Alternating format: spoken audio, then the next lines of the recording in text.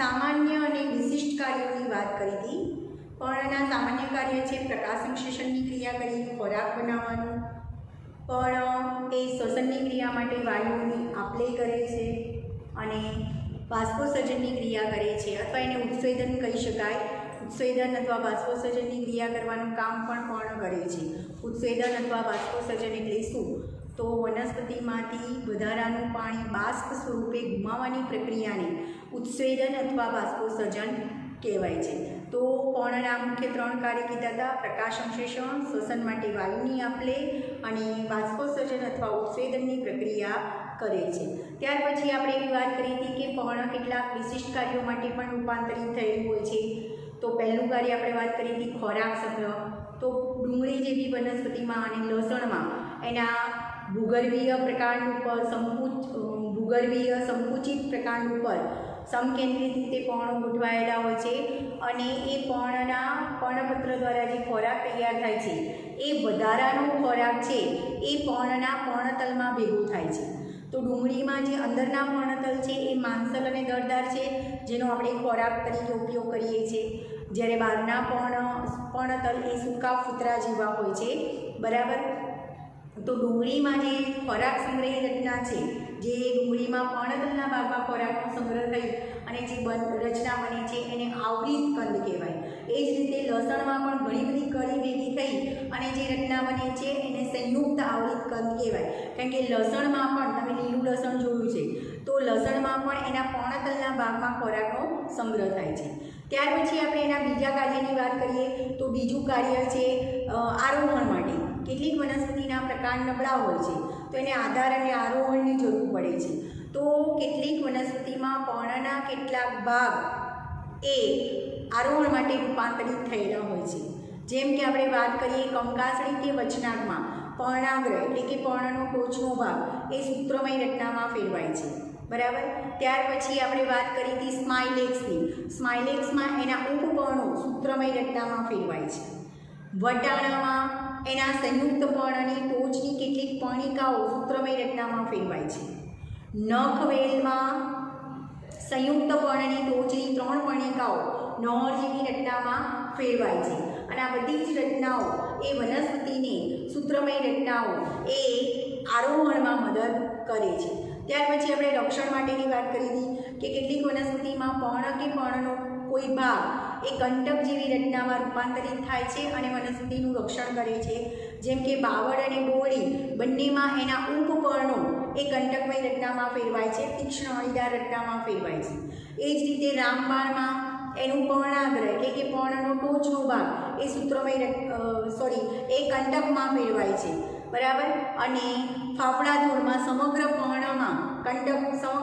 કંટકમાં ફેરવાય છે, જેથી કરી અને ચરતા પ્રાણીઓ સામે એનું રક્ષણ થાય। ત્યાર પછીનું કાર્ય આપણે વાત કરી હતી પ્રકાશ સંશ્લેષણનું। આમ તો પ્રકાશ સંશ્લેષણનું કાર્ય પર્ણનું જ છે, પણ કેટલીક વનસ્પતિના પર્ણના કેટલાક ભાગો પણ પ્રકાશ સંશ્લેષણનું કાર્ય કરે છે। જેમ કે વટાણા, તો વટાણામાં જે ઉપપર્ણ છે એ પર્ણ જેવું લીલું ચપટું બની પ્રકાશ સંશ્લેષણની ક્રિયા કરે છે, માટે એને પર્ણ સદસ્ય ઉપપર્ણ કહેવાય છે। જ્યારે ઓસ્ટ્રેલિયન બાવળ જેવી શુષ્કોદ્ભિદ વનસ્પતિમાં એના પર્ણો ઝડપથી ખરી પડે છે, તો પ્રકાશ સંશ્લેષણની ક્રિયા માટે આ ઓસ્ટ્રેલિયન બાવળમાં જે એનું પર્ણદંડ હોય એ પર્ણ જેવો લીલો ચપટો પહોળો બની અને પ્રકાશ સંશ્લેષણની ક્રિયા કરે છે, જેને દાંડીપત્ર તરીકે ઓળખવામાં આવે છે। અને ત્યાર પછી છેલ્લા કાર્યની આપણે વાત કરીએ તો પર્ણ છે એમાં કેટલીક વનસ્પતિમાં કીટાહારી વનસ્પતિ જે કીટકોનું ભક્ષણ કરે છે, એવી કીટાહારી વનસ્પતિમાં પર્ણ એ કીટકોનું ભક્ષણ કરવા માટે રૂપાંતરિત થયેલી હોય છે। જેમ કે કળશ પર્ણ નામની વનસ્પતિમાં સમગ્ર પર્ણ કળશમાં ફેરવાય છે। ત્યાર પછી અર્કજવર નામની વનસ્પતિમાં પર્ણ એ ફુગ્ગા જેવી રચનામાં ફેરવાય છે અને વિનસ પાસ નામની વનસ્પતિમાં પણ પર્ણ એ કીટકોના ભક્ષણ માટે રૂપાંતરિત થયેલી રચના છે। ત્યાર પછી હવે આગળનો ટોપિક આપણે સમજીએ એ છે પુષ્પ વિન્યાસ। તો પુષ્પ વિન્યાસ કોને કહેવાય એ પહેલાં આપણે પુષ્પની વાત કરીએ તો પુષ્પની રચના કેવી રીતે થાય છે। સૌ પહેલાં જે વનસ્પતિ છે એ વનસ્પતિની વાનસ્પતિક વૃદ્ધિ થાય છે વાનસ્પતિક વૃદ્ધિ એટલે કે એની શાખાઓની બધું વૃદ્ધિ પામે છે। હવે શાખાઓનો ને એનો બરાબર વિકાસ થઈ જાય અને વનસ્પતિ પરિપક્વ બને ત્યારે એ વનસ્પતિની શાખાઓ પર પુષ્પો ઉત્પન્ન થાય છે, એટલે કે પ્રજનન અંગ ઉત્પન્ન થાય છે। તમને ખ્યાલ છે કે પુષ્પ એ વનસ્પતિનું પ્રજનન અંગ છે અને એ પુષ્પમાં ફલનની ક્રિયા થયા પછી ફળ બને છે અને ફળમાં બીજનું નિર્માણ થાય છે, એટલે બીજ એ પાછી ફરીથી એમાંની નવી વનસ્પતિનું નિર્માણ થાય છે। તો પુષ્પની રચના કેવી રીતે થાય છે?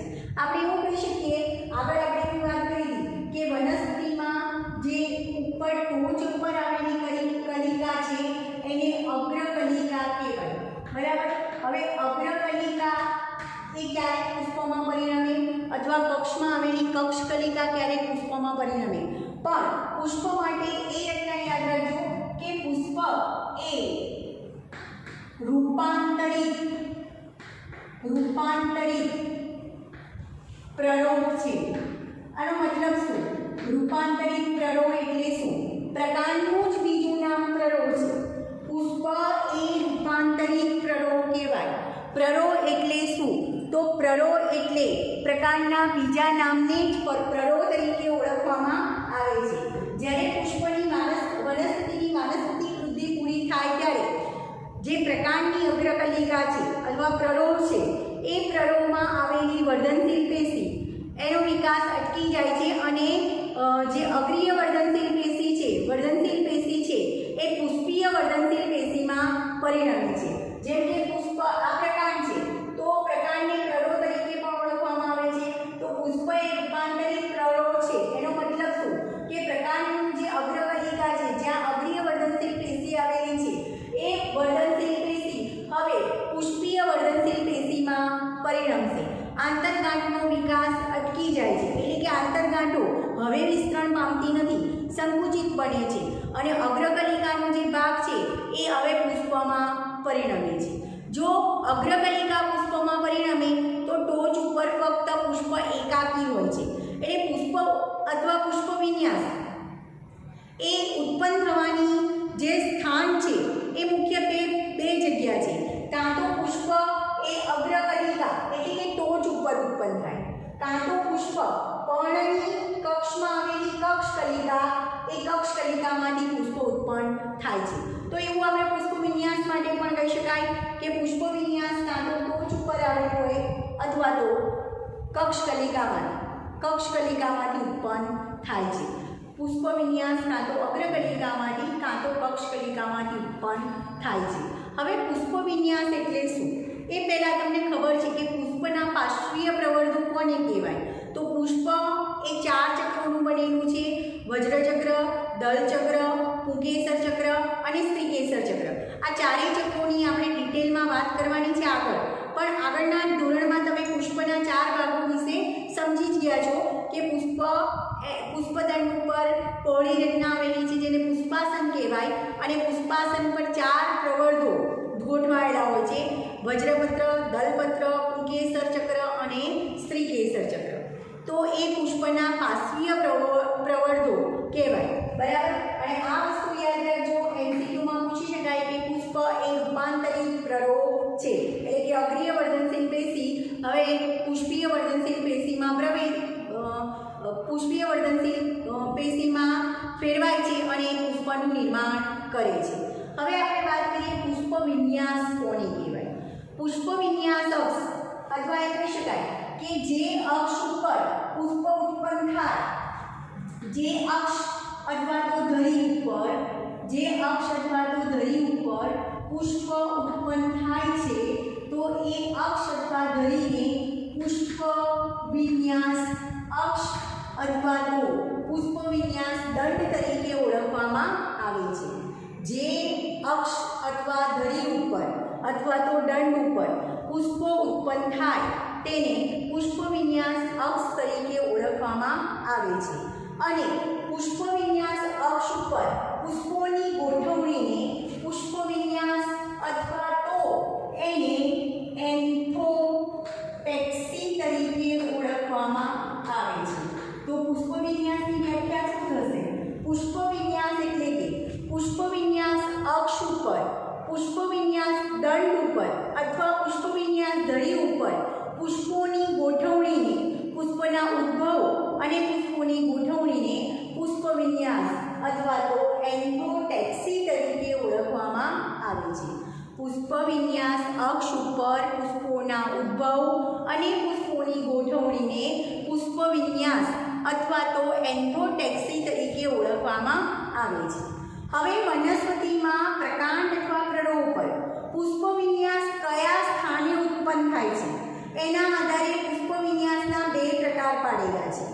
जो पुष्पविन्यासनी अग्रकलिका उपर एटले के टोच उपर क्यारे पुष्प उत्पन्न ना थाय तो एने अपरिमित पुष्पविन्यास कहेवाय अने पुष्पविन्यासनी अग्रकलिका एटले के टोच उपर पुष्प उत्पन्न थाय तो एने परिमित पुष्पविन्यास तरीके ओळखवामां आवे छे। पुष्पविन्यासना मुख्य बे प्रकार छे, अपरिमित पुष्पविन्यास अने परिमित पुष्पविन्यास।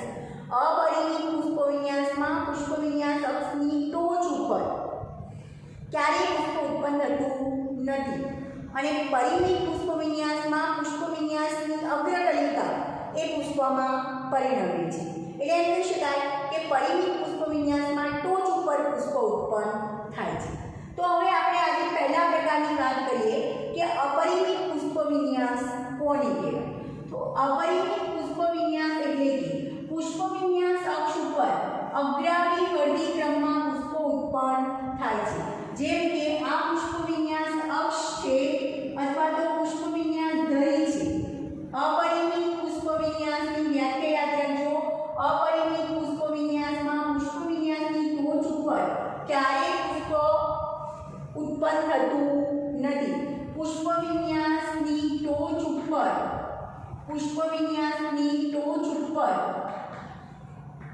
ક્યારેય પુષ્પ ઉત્પન્ન થતું નથી। પુષ્પ ઉત્પન્ન ન થાય।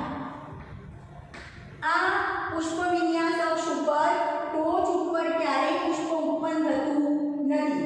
આ अपरिमित पुष्पविन्यासમાં पुष्पविन्यास अक्ष पर अग्राभिवर्धी क्रमમાં પુષ્પ ઉત્પન્ન થાય છે।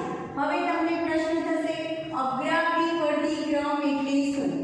अपरिमित पुष्पविन्यासમાં पुष्पविन्यास अक्ष पर अग्राभिवर्धी क्रमમાં પુષ્પ ઉત્પન્ન થાય છે।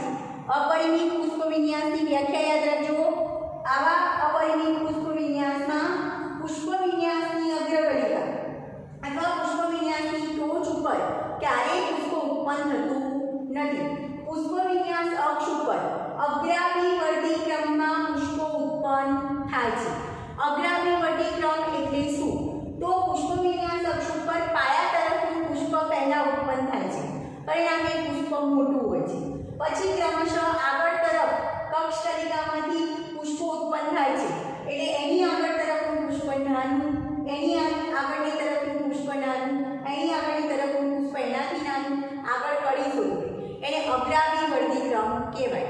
અગ્રાભિવર્ધી ક્રમ એટલે કે પુષ્પવિન્યાસ અક્ષ ઉપર પાયા તરફના પુષ્પો પહેલા ખીલે છે અને પછી એ વૃદ્ધિ આગળ તરફ વધે છે, એને અગ્રાભિવર્ધી ક્રમ કહેવાય। તો अपरिमित पुष्पविन्यासની વ્યાખ્યા યાદ રાખજો કે अपरिमित पुष्पविन्यासમાં पुष्पविन्यास अक्ष ઉપર ટોચ ઉપર ક્યારેય પુષ્પ ઉત્પન્ન થતું નથી। પુષ્પવિન્યાસ અક્ષ ઉપર અગ્રાભિવર્ધી ક્રમમાં પુષ્પો ઉત્પન્ન થાય છે। અગ્રાભિવર્ધી ક્રમ એટલે કે પાયા તરફના પુષ્પો પુષ્પવિન્યાસ અક્ષ ઉપર પાયા તરફના પુષ્પો પહેલા ઉત્પન્ન થશે અને પછી ક્રમશઃ આગળ વૃદ્ધિ થશે। હવે अपरिमित पुष्पविन्यासના પણ પેટા પ્રકાર છે। એના લગભગ 6 પેટા પ્રકાર છે। તો કયા કયા પ્રકાર છે? હવે આ 6 પેટા પ્રકારનો ઉલ્લેખ તમારી ટેક્સ્ટબુકમાં છે નહીં, એનસીઈઆરટી બુકમાં આપેલો નથી। ખાલી ફક્ત તમને अपरिमित અને પરિમિત પુષ્પવિન્યાસની વ્યાખ્યા જ આપેલી છે, એના પ્રકાર આપેલા નથી, પણ આ પ્રકાર તમને નીટની એક્ઝામમાં પૂછાઈ શકે। તો આપણે अपरिमित पुष्पविन्यासના પ્રકારોની વાત કરીએ તો પહેલો પ્રકાર છે अपरिमित पुष्पविन्यासમાં, તો એ પહેલો પ્રકાર છે એને કલગી પ્રકારનો પુષ્પવિન્યાસ કહેવામાં આવે છે। તો કલગી પુષ્પવિન્યાસ એટલે શું? તો આ अपरिमित પ્રકારનો પુષ્પવિન્યાસ છે। તો अपरिमित पुष्पविन्यासમાં આ પ્રકાર તો તમારે યાદ રાખવાનું જ છે કે अपरिमित पुष्पविन्यासમાં પુષ્પ ક્યારે ઉત્પન્ન થતું નથી. પુષ્પ વિન્યાસ અક્ષ ઉપર અગ્રામી વર્તી ક્રમમાં પુષ્પો ઉત્પન્ન થાય છે. એટલે કે પાયા તરફના પુષ્પો પહેલા ઉત્પન્ન થાય છે અને પછી ક્રમશઃ આગળ પુષ્પો ઉત્પન્ન થાય છે. હવે કલગી પ્રકારનું પુષ્પ વિન્યાસ એટલે શું? તો આવા પુષ્પ વિન્યાસમાં પુષ્પ વિન્યાસ અક્ષ લાંબો હોય છે. કલગી પ્રકાર જે અપરિમિત પુષ્પ વિન્યાસનો પ્રકાર છે, આવા પ્રકારના પુષ્પ વિન્યાસમાં પુષ્પ વિન્યાસ અક્ષ લાંબો હોય છે. એના ટોચ ઉપર ક્યારેય પુષ્પ ઉત્પન્ન થતું નથી, કારણ કે અપરિમિત પુષ્પ વિન્યાસનો પ્રકાર છે. આ પ્રકારના પુષ્પ વિન્યાસ અક્ષ ઉપર સદંડી પુષ્પો, સદંડી એટલે પુષ્પમાં દંડ આવેલું હોય તો એને સદંડી પુષ્પ કહેવાય, અને પુષ્પમાં દંડ આવેલું ન હોય તો એને અદંડી પુષ્પ કહેવાય છે. તો કલગી પ્રકારના પુષ્પ વિન્યાસમાં પુષ્પ વિન્યાસ અક્ષ લાંબો હોય છે. આ પુષ્પ વિન્યાસ અક્ષ ઉપર સદંડી પુષ્પો અગ્રાવી વર્ધી ક્રમમાં ગોઠવાયેલા હોય છે. અગ્રાવી વર્ધી ક્રમ એટલે પાયા તરફનું પુષ્પ પહેલા ખીલે છે, ત્યાર પછીનું પુષ્પ ખીલે છે આગળ, પછી એનાથી આગળ નાનું પુષ્પ, એનાથી આગળ નાનું પુષ્પ કળી સ્વરૂપે. તો કલગી પ્રકારના પુષ્પ વિન્યાસમાં પુષ્પ વિન્યાસ અક્ષ લાંબો હોય છે. ટોચ ઉપર ક્યારેય પુષ્પો હોતું નથી. પુષ્પ વિન્યાસ અક્ષ ઉપર સદંડી પુષ્પો અગ્રામી વર્ધી ક્રમમાં ગોઠવાયેલા હોય છે. આ પ્રકારનો પુષ્પ વિન્યાસ રાઈ નામની વનસ્પતિ અને ગલતોરા નામની વનસ્પતિમાં આ પ્રકારનો પુષ્પ વિન્યાસ જોવા મળે છે. રાઈ, ગલતોરો, ગુલમોહર આ બધી જ વનસ્પતિમાં, ગુલમોહર, ગરમાળો આ બધી જ વનસ્પતિમાં, ગરમાળો આ બધી જ વનસ્પતિમાં કલગી પ્રકારનો પુષ્પ વિન્યાસ જોવા મળે છે. તો અહીંયા તમને લિસ્ટમાં ક્વેશ્ચન પૂછી શકાય, કલગી પ્રકારનો પુષ્પ વિન્યાસ કઈ વનસ્પતિમાં જોવા મળે છે? રાઈ, ગલતોરો, ગરમાળો. અથવા ઉલટું પૂછી શકાય કે રાઈમાં કયા પ્રકારનો પુષ્પ વિન્યાસ જોવા મળે છે? કલગી પ્રકારનો પુષ્પ વિન્યાસ જોવા મળે છે. હવે અપરિમિત પુષ્પ વિન્યાસના આપણે બીજા પ્રકારની વાત કરીએ તો અહીંયા પણ સેમ એને સૂકી પ્રકારનો પુષ્પ વિન્યાસ કહેવાય. સૂકી પુષ્પ વિન્યાસ એટલે શું? તો આ અપરિમિત પુષ્પ વિન્યાસનો પ્રકાર છે. અહીંયા પણ પુષ્પ વિન્યાસ અક્ષ લંબાયેલી હોય છે, પુષ્પ વિન્યાસ અક્ષ લાંબો હોય છે. આ પુષ્પ વિન્યાસ અક્ષ ઉપર અદંડી પુષ્પો અગ્રામી વર્ધી ક્રમમાં ગોઠવાયેલા હોય છે. અદંડી પુષ્પો એટલે કે પુષ્પ દંડ ધરાવતું નથી. તો સૂકી પુષ્પ વિન્યાસમાં પુષ્પ વિન્યાસ અક્ષ લાંબો હોય છે. એના અક્ષ ઉપર અગ્રામી વર્ધી ક્રમમાં અદંડી પુષ્પો ગોઠવાયેલા હોય છે. એટલે કે પાયા તરફના પુષ્પો મોટા હોય છે, ત્યાર પછી ક્રમશઃ આગળ તરફ જતા પુષ્પો નાના અને કળી સ્વરૂપના હોય છે. આવો સૂકી પ્રકારનો પુષ્પ વિન્યાસ અંધેરી નામની વનસ્પતિ અને અરડુસીમાં જોવા મળે છે.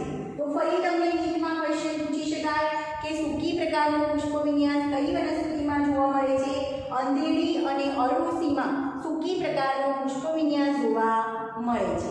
ત્યાર પછી આપણે વાત કરીએ અપરિમિત પુષ્પ વિન્યાસના ત્રીજા પ્રકારની, જેને માંસલ સૂકી પુષ્પ વિન્યાસ કહેવાય છે. હવે માંસલ સૂકી પુષ્પ વિન્યાસ એટલે શું? આવા પુષ્પ વિન્યાસમાં પુષ્પ વિન્યાસ અક્ષ માંસલ અને દળદાર હોય છે. માંસલ અને દળદાર એટલે શું?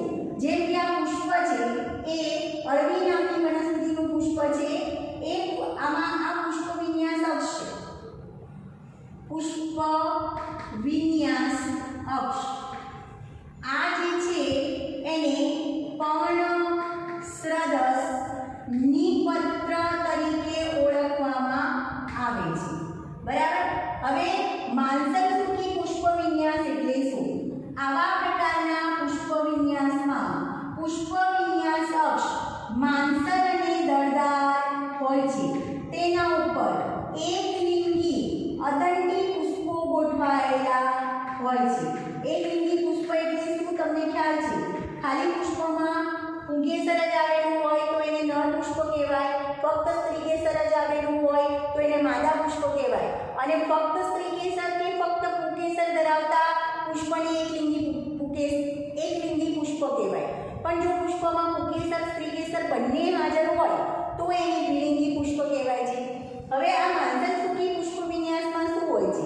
તો માંસલસુખી પુષ્પ વિન્યાસમાં એનો પુષ્પ વિન્યાસ અક્ષ, આ જે પુષ્પ વિન્યાસ અક્ષ છે એ માંસલ અને દળદાર હોય છે, પોળો હોય છે, માંસલ હોય છે।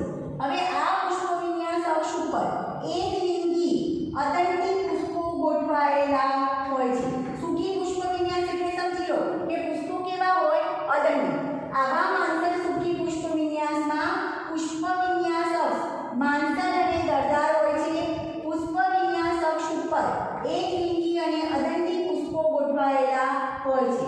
આવા પુષ્પમાં ઉપર તરફ નર પુષ્પ ગોઠવાયેલા હોય છે, નીચે તરફ માદા પુષ્પ ગોઠવાયેલા હોય છે અને ક્યારેક ક્યારેક નર પુષ્પ અને માદા પુષ્પની વચ્ચે વંદ્ય પુષ્પ ગોઠવાયેલા હોય છે।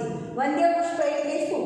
તો જે સ્ત્રીકેસર અને પુંકેસર ધરાવતું ન હોય અથવા ફલનની ક્રિયામાં ભાગ લઈ ન શકતા હોય એવા પુષ્પને વંદ્ય પુષ્પ કહેવાય। તો માંસલસુખી પુષ્પ વિન્યાસમાં પુષ્પ વિન્યાસ અક્ષ માંસલ અને દળદાર હોય છે। આ માંસલ અને દળદાર અક્ષ ઉપર એકલિંગી અદંડી પુષ્પો ગોઠવાયેલા હોય છે, જેમાં નર પુષ્પો ઉપર તરફ ગોઠવાય છે, માદા પુષ્પો નીચે તરફ ગોઠવાય છે અને બે નર અને માદા પુષ્પોની વચ્ચે ક્યારેક ક્યારેક વંદ્ય પુષ્પ ગોઠવાયેલા હોય છે।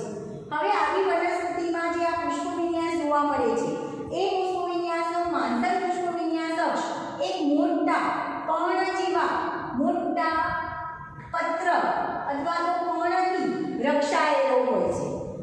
પર્ણ જેવા મોટા નિપત્રથી રક્ષાયેલો હોય છે, જેને પર્ણસ્રદસ નિપત્ર તરીકે ઓળખવામાં આવે છે।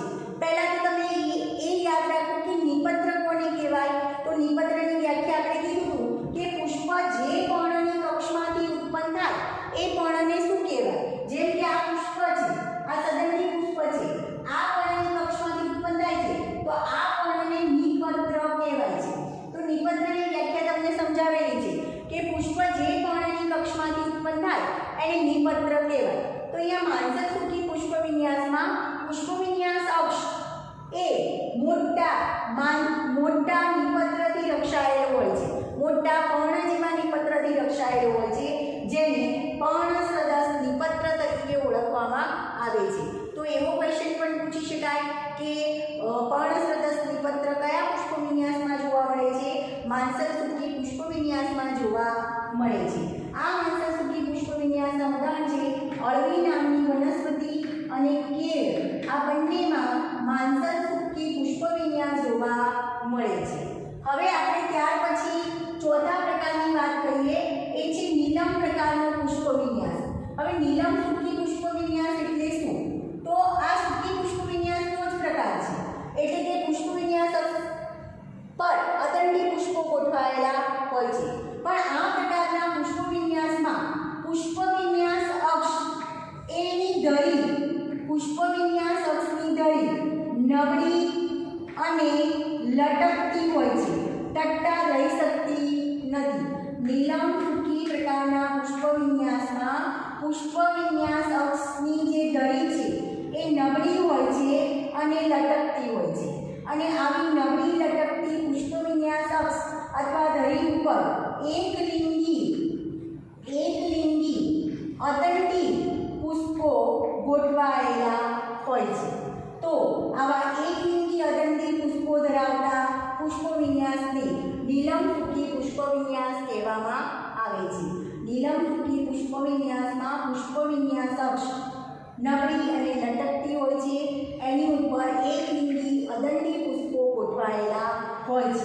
દાખલા તરીકે સેતુર અને બિલાડગુચ્છ।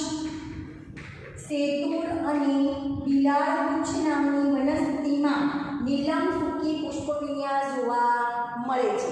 અહીંયા પણ નીટમાં ક્વેશ્ચન પૂછી શકાય કે સેતુરમાં કયા પ્રકારનો પુષ્પ વિન્યાસ જોવા મળે છે? નીલમ સુખી અથવા નીલમ સુખી પ્રકારનો પુષ્પ વિન્યાસ કઈ વનસ્પતિમાં જોવા મળે છે? બિલાડગુચ્છમાં જોવા મળે છે। હવે આપણે અપરિમિત પુષ્પ વિન્યાસનો પછીનો પ્રકાર સમજીએ, એ છે છત્રક પ્રકારનો પુષ્પ વિન્યાસ। હવે છત્રક પ્રકારનો પુષ્પ જે પુષ્પવિન્યાસ અક્ષ છે એ પુષ્પવિન્યાસ અક્ષ સંકુચિત બને છે. સંકુચિત બનવું એટલે હવે આગળ આ પુષ્પવિન્યાસ અક્ષ છે, આ પુષ્પવિન્યાસ અક્ષનો આગળ વિકાસ અટકી જાય છે અને પુષ્પવિન્યાસ અક્ષ સંકુચિત બને છે અને એ સંકુચિત અક્ષ ઉપરથી છત્રક પ્રકારના પુષ્પવિન્યાસમાં પુષ્પવિન્યાસ અક્ષ સંકુચિત બને છે અને એના ઉપરથી છત્રીના સળિયાની જેમ સદંતી પુષ્પો ગોઠવાયેલા હોય છે અથવા ઉત્પન્ન થાય છે. છત્રીના સળિયાની જેમ સદંતી પુષ્પો ઉત્પન્ન થાય છે. આ સદંતી પુષ્પ છે, આ રેખાંકિત આકૃતિ કહેવાય. તો આ સદંતી પુષ્પો છે જે છત્રીના સળિયાની જે રીતના ગોઠવણી હોય છે એ રીતના ઉત્પન્ન થાય છે.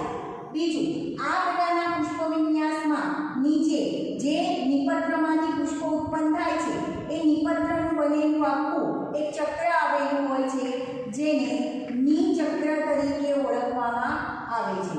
તો છત્રક પ્રકારના પુષ્પવિન્યાસમાં નિચક્રની રચના પણ જોવા મળે છે. ફરીથી છત્રક પ્રકારના પુષ્પવિન્યાસ કોને કહેવાય? તો આ પ્રકારના પુષ્પવિન્યાસમાં પુષ્પવિન્યાસ અક્ષ સંકુચિત બને છે અને તેના ઉપરથી છત્રીના સળિયાની માફક, છત્રીના સળિયા જે રીતે ગોઠવાયેલા હોય છે, છત્રીના સળિયાની માફક સદંતી પુષ્પો ઉત્પન્ન થાય છે.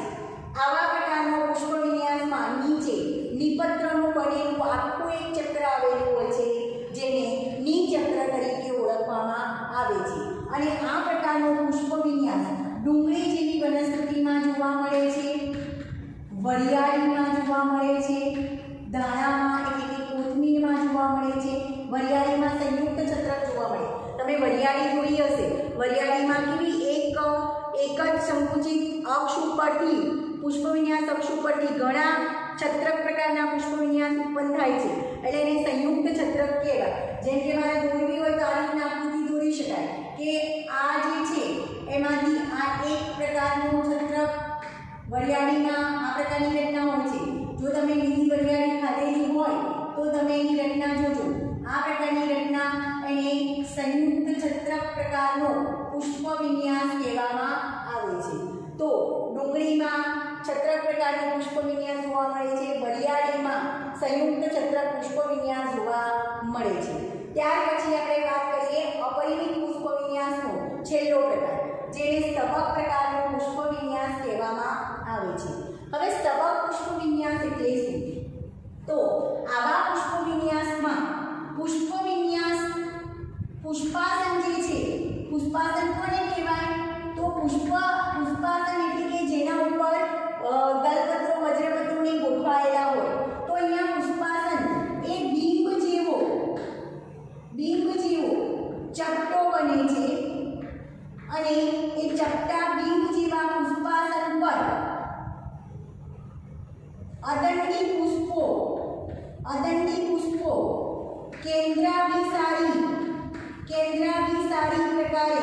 કેન્દ્રાભિસારી પ્રકારે ગોઠવાયેલા હોય છે. હવે દાખલા તરીકે આ સ્તબક પુષ્પવિન્યાસની રેખાંકિત આકૃતિ છે. એમાં પુષ્પવિન્યાસ અક્ષ છે.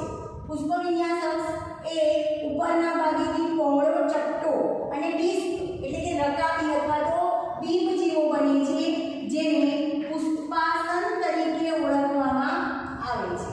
હવે આ પુષ્પાસન પર અદંડી પુષ્પો કેન્દ્રાભિસારી પ્રકારે ગોઠવાયેલા હોય છે.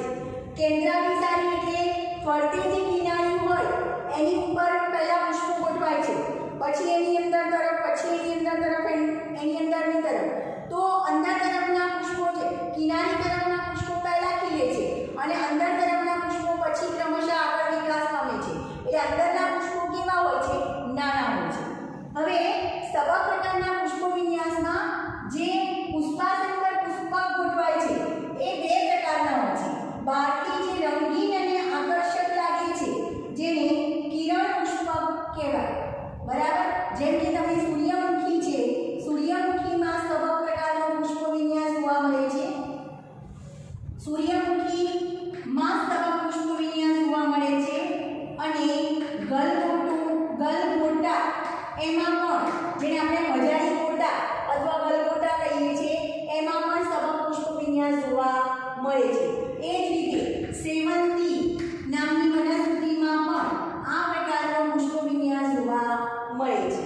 હવે આવા સબક પુષ્પ વિન્યાસમાં જે પુષ્પાસન બિંબ જેવો ચપટો બને છે જેના ઉપર કેન્દ્રાભિસારી પ્રકારે એક અદંડી પુષ્પો ગોઠવાય છે, જેમાં કિનારી તરફ ગોઠવાયેલા પીળા રંગના સૂર્યમુખીની વાત કરીએ તો સૂર્યમુખીમાં જે પાંખડીઓ જે છે એ પીળા રંગની હોય છે, તો એને કિરણ પુષ્પક કહેવાય છે, જે કીટકોને આકર્ષવાનું કાર્ય કરે છે.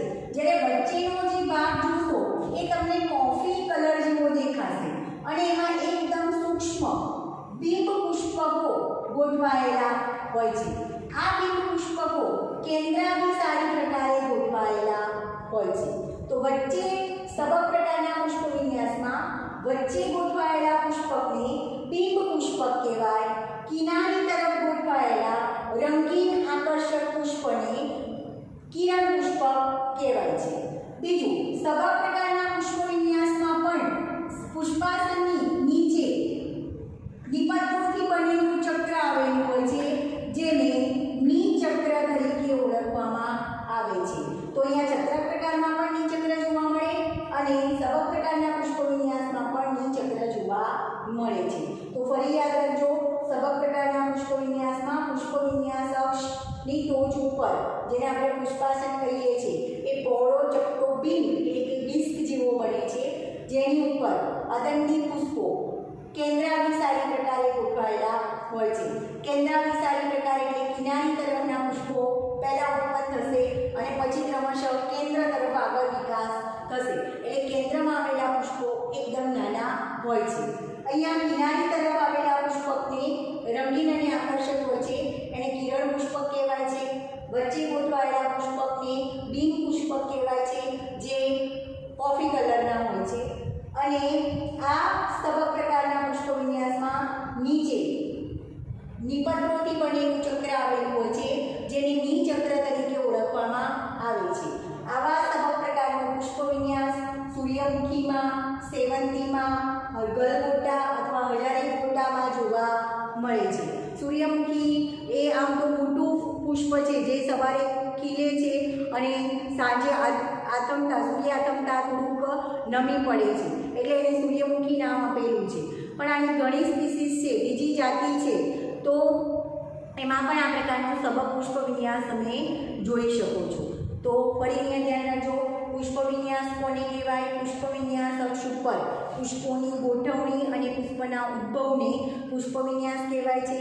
પુષ્પ વિન્યાસ અક્ષ ઉપર પુષ્પ કેવી રીતે પુષ્પ વિન્યાસ એ પ્રકાર ઉપર કયા સ્થાને ઉત્પન્ન થાય છે? ટોચ ઉપર એટલે કે અગ્રકલિકામાંથી ઉત્પન્ન થાય છે કે કક્ષકલિકામાંથી ઉત્પન્ન થાય છે?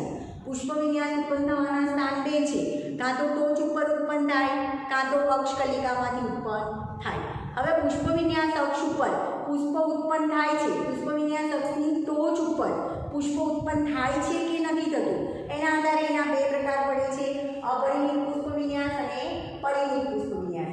એમાં આજે આપણે પહેલો પ્રકાર શીખીએ.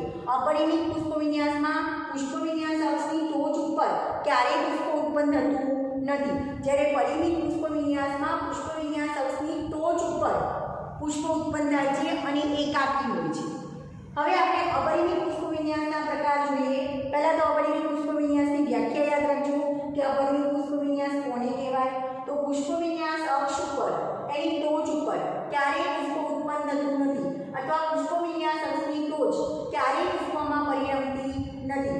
પુષ્પ વિન્યાસ અક્ષ ઉપર અગ્રાભિવર્તી ક્રમમાં પુષ્પો ઉત્પન્ન થાય છે, એટલે કે પાયા તરફના પુષ્પો પહેલાં ઉત્પન્ન થાય છે અને ક્રમશઃ પછી વિકાસ આગળ થાય છે. આ પ્રકારના પુષ્પ વિન્યાસના પણ પેટા પ્રકાર જોવા મળે છે. પહેલા પ્રકારની વાત કરીએ કલગી પ્રકારનો પુષ્પ વિન્યાસ. આ પ્રકાર તમારી ટેક્સ્ટ બુકમાં આપેલા નથી પણ નીટ માટે જરૂરી છે એટલે યાદ રાખવાના છે. કલગી પ્રકારના પુષ્પ વિન્યાસમાં પુષ્પ વિન્યાસ અક્ષ લાંબો હોય છે. આ પુષ્પ વિન્યાસ અક્ષના ઉપર અગ્રાભિવર્તી ક્રમમાં સદંડી પુષ્પો ગોઠવાયેલા હોય છે. અહીંયા ટોચ ઉપર પુષ્પો ઉત્પન્ન થયેલું હોતું નથી. તો રાઈ, ગલતોરો અને અને ગરમાળો નામની વનસ્પતિમાં આ પ્રકારનો પુષ્પવિન્યાસ જોવા મળે છે. ત્યાર પછી સૂકી પુષ્પવિન્યાસ. તો અહીંયા પણ પુષ્પવિન્યાસ અક્ષ લાંબો હોય છે. આ પુષ્પવિન્યાસ અક્ષ ઉપર અગ્રાભિવર્તી ક્રમમાં અદંડી પુષ્પો ગોઠવાયેલા હોય છે. અંધેરી અને અરડુસીમાં આ પ્રકારનો પુષ્પવિન્યાસ જોવા મળે છે. ત્યાર પછી વાત કરીએ માંસલ સૂકી પુષ્પવિન્યાસની.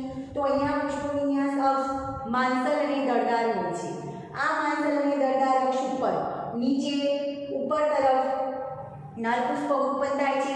માંસલ પુષ્પવિન્યાસ અક્ષ ઉપર એક લિંગી અદંડી પુષ્પો ગોઠવાયેલા હોય છે, જેમાં ઉપર તરફ નરપુષ્પ ગોઠવાય છે, નીચે તરફ માદા પુષ્પ ગોઠવાય છે અને બંનેની વચ્ચે ક્યારેક વન્ય પુષ્પ હાજર હોય છે.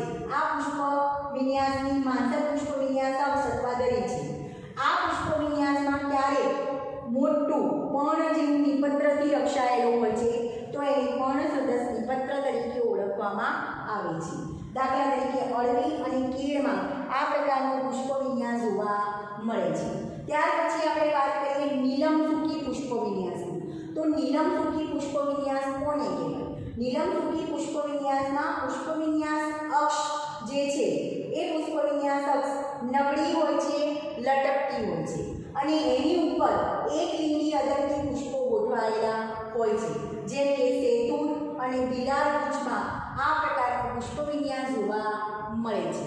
ત્યાર પછી આપણે વાત કરીએ છત્ર પ્રકારના પુષ્પવિન્યાસની. તો આ પ્રકારના પુષ્પવિન્યાસમાં પુષ્પવિન્યાસ અક્ષ સંકુચિત બને છે અને તેના ઉપર છત્રીના સળિયાની જેમ ગોઠવણી હોય છે એ રીતે સદંડી પુષ્પો ગોઠવાયેલા હોય છે. બીજું, આ સદંડી પુષ્પોની નીચે નિપત્રથી બનેલું એક ચક્ર આવેલું હોય છે, જેને નિચક્ર કહેવાય છે. છત્ર પુષ્પવિન્યાસ ડુંગળીમાં જોવા મળે છે, જ્યારે વરિયાળીમાં સંયુક્ત છત્ર પુષ્પવિન્યાસ જોવા મળે છે. આગળ અપરિમિત પુષ્પવિન્યાસનો છેલ્લો પ્રકાર, જેને સ્તબક પ્રકારનો પુષ્પવિન્યાસ કહેવાય છે. આ પ્રકારમાં પુષ્પવિન્યાસ અક્ષનો ટોચનો ભાગ, જેને પુષ્પાસન કહેવાય, એ પુષ્પાસન પહોળું, ચપટું, બીમ અથવા તો ડિસ્ક જેવું બને છે. આ પુષ્પાસન ઉપર અદંડી પુષ્પો કેન્દ્રાભિસારી પ્રકારે ગોઠવાયેલા હોય છે, જેમાં બહાર તરફ ગોઠવાયેલા પીળા રંગના જે રંગીન અને આકર્ષક પુષ્પો છે એને કિરણ પુષ્પક કહેવાય છે, જ્યારે વચ્ચે ગોઠવાયેલા પુષ્પો એને બિંબ પુષ્પક તરીકે ઓળખવામાં આવે છે. સ્તબક પ્રકારના પુષ્પવિન્યાસમાં પણ પુષ્પાસનની નીચે નિપત્રોથી બનેલું નિચક્ર આવેલું હોય છે. સ્તબક પ્રકારના પુષ્પવિન્યાસમાં સેવંતી, સૂર્યમુખી અને ગલગોટા જેવી વનસ્પતિમાં સ્તબક પ્રકારનો પુષ્પવિન્યાસ જોવા મળે છે. તો આ આપણે વાત કરી પુષ્પવિન્યાસના અપરિમિત પુષ્પવિન્યાસના પેટા પ્રકારની. તો આ બધા જ ક્વેશ્ચન તમને નીટમાં MCQમાં પૂછી શકાય.